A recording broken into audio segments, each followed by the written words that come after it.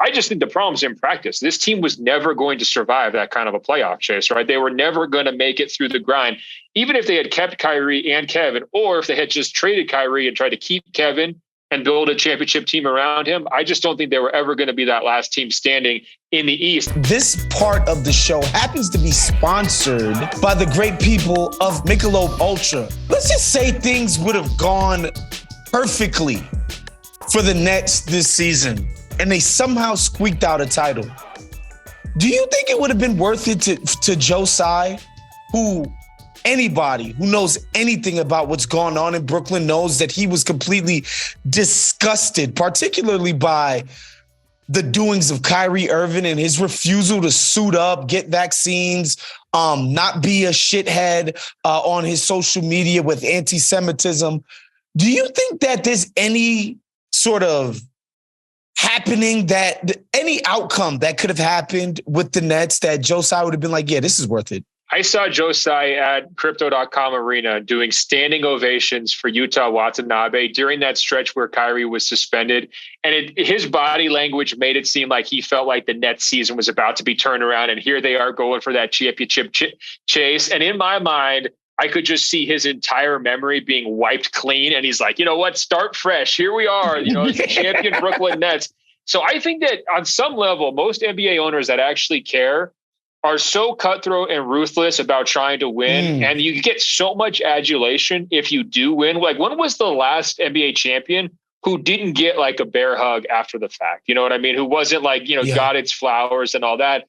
So if you really like play it out, the Knicks are at home early in the playoffs. Somehow Brooklyn gets through Boston so they get their revenge. Somehow Brooklyn takes care of Giannis. KD, now he's the best player in the league. Somehow they survive whoever comes out of the West.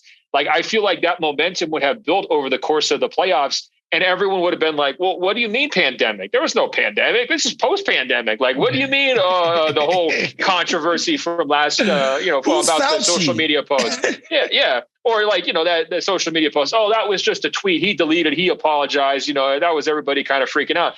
I feel like everyone's so quick to kind of move forward and in some cases like whitewash things that I think there is a scenario where they could have like kept it all together, kind of been crowned as heroes.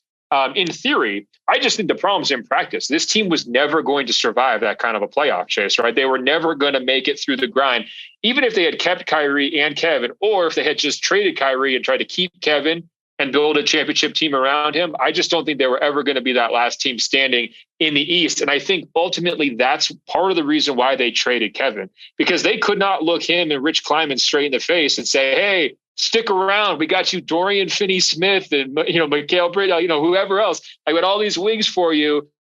Spencer Dinwiddie, we're going to trade all these other pieces to surround you, with these role players, and you're going to carry them to the title. Like, nobody was going to buy that. And that's why they ended up, I think, pulling the plug on KD. They say consistency is the key to success.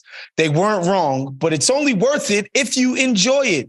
Michelob is Ultra, is consistently smooth, consistently refreshing, and consistently light. It's the perfect beer for watching what happens by the trade deadline all season. Michelob Ultra, the perfect balance of taste and refreshment, only 2.6 carbs and 95 calories. Head to MichelobUltra.com/Ultra Club now. It's only worth it if you enjoy it.